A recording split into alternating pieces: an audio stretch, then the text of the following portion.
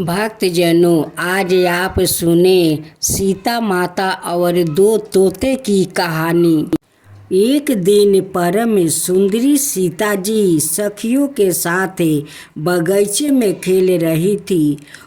वहाँ उन्हें सूगा पंछी का एक जोड़ा दिखाई दिया जो बड़ा प्यारा था। वो दोनों पंछी बगीचे में बैठकर इस प्रकार के बोल रहे थे। पृथ्वी पर श्री राम नाम से प्रसिद्ध एक बड़े सुंदर राजा होंगे। उनकी महारानी सीता के नाम से विख्यात होगी। श्री राम जी बड़े विद्वान और बलवान होंगे। वो समस्त राजाओं को अपने बस में रखते हुए सीता के साथ 11,000 वर्ष तक राज्य करेंगे। धन है वो जानकी देवी और धन है श्री राम जो एक दूसरे को प्राप्ति होकर इस पृथ्वी पर आनंद पूर्वक विहार करेंगे। उनको ऐसी बातें करते देख सीता जी ने सोचा, यह दोनों मेरे ही जीवन की मनोरम गाथा कह रहे हैं। इन्हें पकड़ कर सभी बातें मैं पूछूं। ऐसा विचार कर उन्होंने अपनी सखियों के द्वारे उन दोनों को पकड़वा कर मंगवाया और उनसे कहा, तुम दोनों बहुत सुंदर हो, डरना नहीं। बताओ तुम कौन हो और कहाँ से आए हो?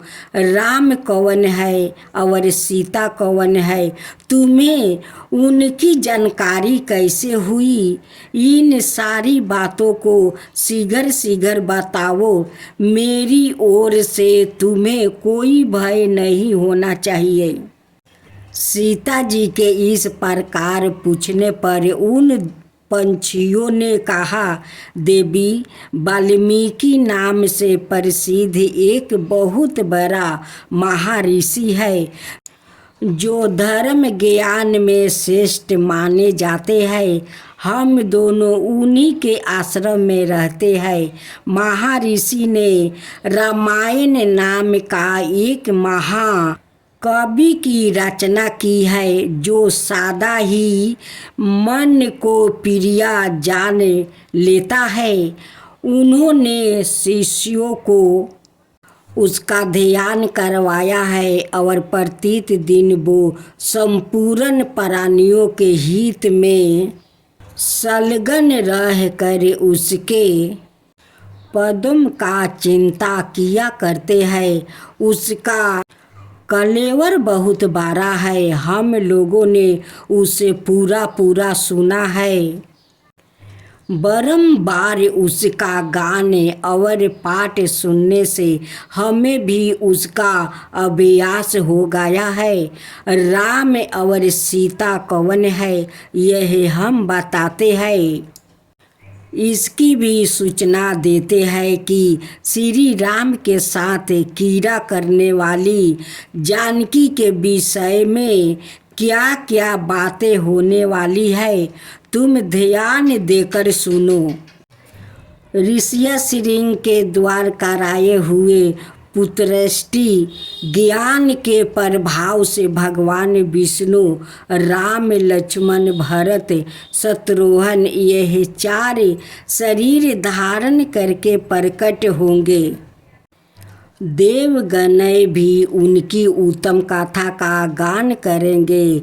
श्री राम महर्षि विश्वामित्र के साथ भाई लक्ष्मण सहित हाथ में धनुष लिए मिथिला पधारेंगे।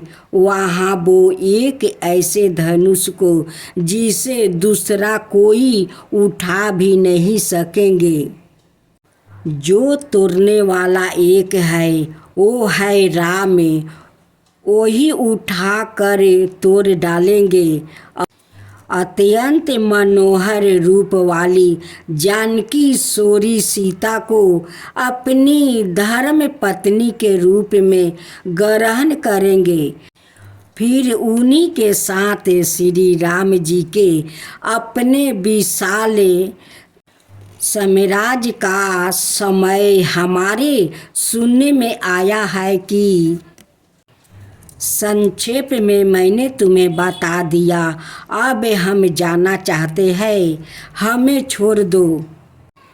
कानों को अत्यंत मधुर प्रतीत होने वाली पंछियों की बातें सुनकर सीता जी ने उन्हें मन में धारण कर लिया और पुनः उनसे इस प्रकार पूछा, राम कहाँ होंगे, किसके पुत्र है और कैसे वो दुल्हा भेष में आकर जानकी को ग्रहण करेंगे। मनुष्य अवतार में उनका श्री विग्रह कैसा होगा। उनके प्रश्न को सुनकर दोनों तोता मन ही मन जान गई कि यह ही सीता है। उन्हें पहचान कर वो सामने आकर उनके चरणों में गिरकर बोली, श्री राम का मुख कमल की कली के समान सुंदर होंगे, नेत्र बड़े बड़े और खिले हुए पंकज की शोभा को धारण करने वाले होंगे।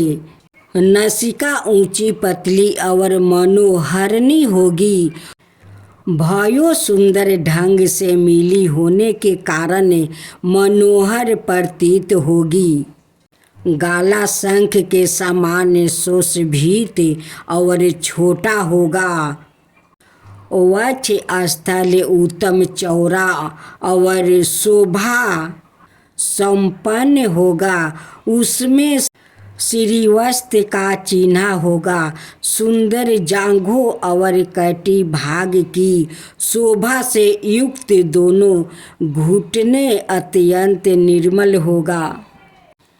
जिनकी भक्त जन आराधना करेंगे, श्री राम जी के चरण रविंद भी परम शोभायुक्त होंगे और सभी भक्त जन उनकी सेवा में सदा संलग्न रहेंगे। श्री राम जी ऐसा ही मनोहर रूप धारण करने वाले हैं, जिसके 100 मुख है, वो भी उनके गुणों का बखान नहीं कर सकता।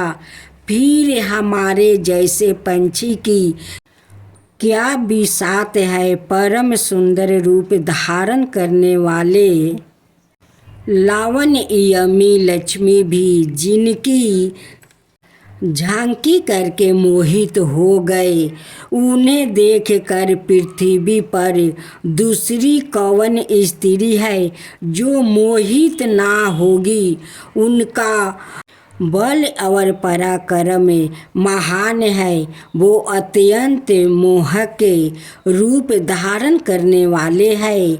मैं श्री राम का कहाँ तक वर्णन करूं। वो सब प्रकार के ऐश्वर्य में गुणों से युक्त है। परम मनोहर रूप धारण करने वाली वो जानकी देवी धन्य है, जो श्री राम जी के साथ हजारों बरस तक प्रसन्नता पूर्वक विहार करेगी। परंतु सुंदरी तुम कौन हो, तुम्हारा नाम क्या है, जो इतनी चतुरता और आदर के साथ श्री राम के गुण का कीर्तन सुनने के लिए प्रश्न कर रही हो। दोनों तोता की बात सुनकर जनक कुमारी सीता अपने जन्म की लीलाएं और मनोहर चर्चा करती हुई बोली, जिसे तुम लोग जानकी कह रहे हो, ओ जानकी पुत्री मैं ही हूँ। मेरे मन को दुल्भाने वाले श्री राम जब यहाँ आकर मुझे स्वीकार करेंगे तभी मैं तुम्हें छोड़ूंगी, अनाथ नहीं, क्योंकि तुमने अपने वचनों से मेरे मन लोभ उत्पन्न कर दिया है। अब तुम इच्छा अनुसार खेल करते हुए मेरे घर में सुख से रहो और मीठे मीठे पदार्थों भोजन करो। यह सुनकर तोता ने जानकी जी से कहा, साधारण हम वन के पंछी हैं, पेड़ पर रहते हैं और सर्वत्र विचार करते हैं।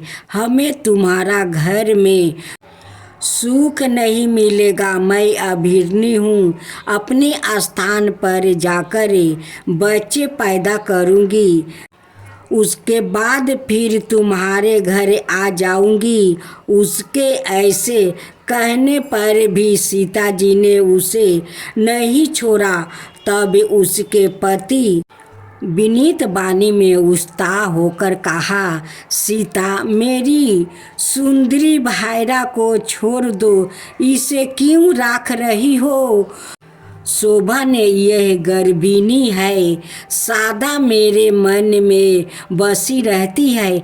जब यह बच्चा को जन्म दे लेगी तब मैं इसे लेकर तुम्हारे पास आ जाऊंगा। तोता के ऐसे कहने पर जानकी जी ने कहा, मत तुम आराम से जा सकते हो, किंतु तुम्हारी भायरा मेरे प्रिय करने वाली है। मैं इसे अपने पास बड़े सुख से अपनी सखी बनाकर रखूंगी। यह सुनकर पंछी दुखी हो गया। उसने करुणा युक्त वाणी में कहा, योगी लोग जो बातें कहते हैं वो सत्य ही है, किसी से कुछ ना कहे, मौन होकर रहे, नहीं तो उन्मत्त वाणी अपने वचन रूपी दोष के कारण ही बंधन में पड़ता है। यदि हम इसे पेड़ पर बैठकर वार्तालाप ना करते होते तो हमारे लिए यह बंधन कैसे प्राप्ति होता? इसलिए मौन ही रहना चाहिए था। इतना कहकर पंछी पूर्ण बोला, सुंदरी, मैं अपनी इस भायरा के बिना जीवित नहीं रह सकता, इसलिए इसे छोड़ दो। सीता, तुम बड़ी अच्छी हो, मेरी प्रार्थना मान लो। इस तरह नाना प्रकार की बातें कहकर उसने समझाया, परंतु सीता जी ने तोता को नहीं छोड़ा। तब तोता पुनः कहा, सीते, मुझे छोड़ दो, अनाथ शराप दे दूंगी। सीता जी ने कहा, तुम मुझे डराती हो, धमकाती हो, मैं इससे तुम्हें नहीं छोड़ूंगी। तब तोता ने क्रोध होकर और दुख में आकुल होकर जानकी जी के श्राप दे दिया, और जिस प्रकार तुम मुझे इस समय अपने पति से विलग कर रही हो, वैसे ही तुम्हें सवाए भी गर्भिणी अवस्था में श्री राम से अलग होना पड़ेगा। यह कहकर पति वियोग में शोक में उसके प्राण निकल गया। उसने श्री राम का स्मरण और पुनः राम नाम का उच्चारण करते हुए प्राण त्याग किया। इसलिए उसे ले जाने के लिए सुंदर विमान आया और वो तोता उस पर बैठकर भगवान के धाम को चली गई। भायरा की मृत्यु हो जाने पर तोता शोक से आतुर होकर बोला मैं मनुष्य से बरी हूँ, श्री राम की नगरी अयोध्या में जन्म लूँगा और इसका बदला चुकाऊँगा। मेरे ही वाक्य से उद्वेग में पकड़ कर तुम्हें पति वियोग का भारी दुख उठाना पड़ेगा। यह कहकर उसने भी अपना प्राण छोड़ दिया। तोता नहीं राम के बारे में बताती और नहीं सीता उन्हें पकड़ कर रखती।